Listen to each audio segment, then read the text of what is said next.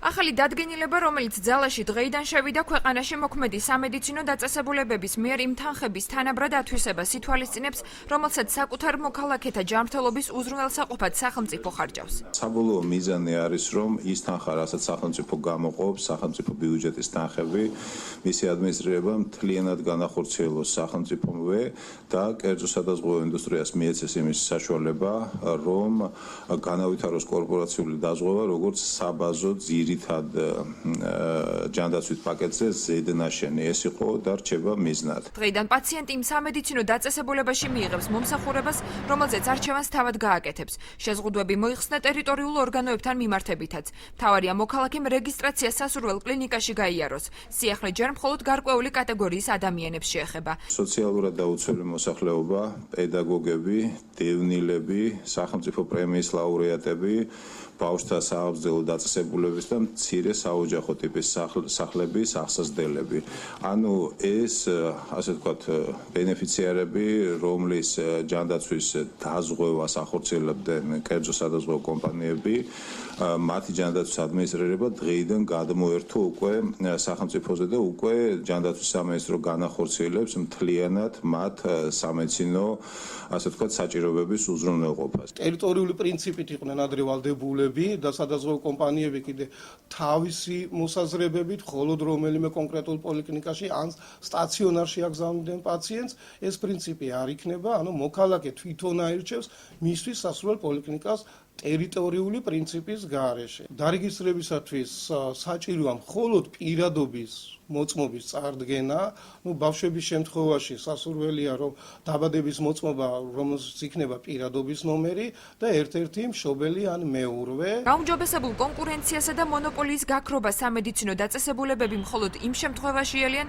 თუ კი ცვლილებები ახალი მაქინაციების საფუძველი არ გახდება და სახელმწიფოც პირნათლად იმუშავებს. დაზღვევით სარგებლობის წესში შესული ცვლილების მიხედვით მნიშვნელობა აღარც რეგისტრაციის ადგილს ენიჭება, რამაც სასურველთან ერთად ხარისხიანი და დროული მომსახურება უნდა უზრუნველყოს. მოხდება ბაზრის გადანაწილება. ანუ თუ მანამდე ქონდა აბსოლუტურად არა ადეკვატური განაწილება და დატვირთვა ჰოსპიტალებისა, ჩვენ იმედი გვაქვს, რომ დღევანდელი დღიდან ესეთი ცვლილებები გამოიწვევს ამ დატვირთვის უფრო გეგმოზომიერებას.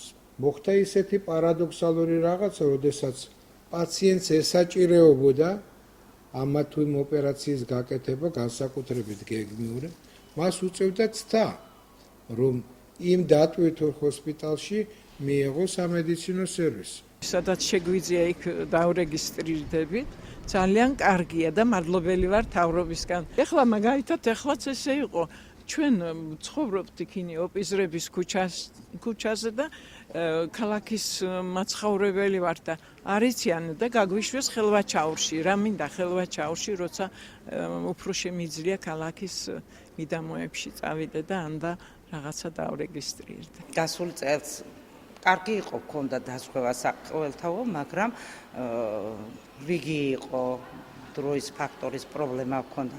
ეხლა მივესალმები. შვილები ცხოვრობენ თბილისში, როდესაც მივდივარ ხოლმე იქ, მინდა კონსულტაციისათვის გავიარო კონსულტაცია თბილისში, მაგრამ არ მიღებდნენ ხოლმე და ეხლა ნამდვილად გამიოლდება. ამა თუ იმ ქირურგიული ოპერაციის ღირებულება საშუალო ფასითაა განსაზღვრული. თუ კი მოქალაქეს მომსახურება ძვირადღირებულ ჰოსპიტალში სურს, თანხა თავად უნდა დაამატოს. ნებისმიერი ადამიანი, რომელიც მივა საყოველთაოს ფრონტ ოფისებში, მიიღებს ამომწურავ ინფორმაციას თუ ამ კონკრეტულ ჩარევაზე, რომელ საავადმყოფოში, რომელ კლინიკაში რა ფასებია, რომ წარმოდგენა შეიქმნას ამაზე და არჩევანი გააკეთოს მისთვის ოპტიმალური. თუ კი საყოველთაო ჯანდაცვით მოსარგებლეს გადაუდებელი დახმარება დასჭირდება, ყურადღება რეგისტრაციის ადგილს არ მიექცევა. ამ შემთხვევაში მომსახურება პაციენტს უახლოეს სამედიცინო დაწესებულებაში გაეწევა.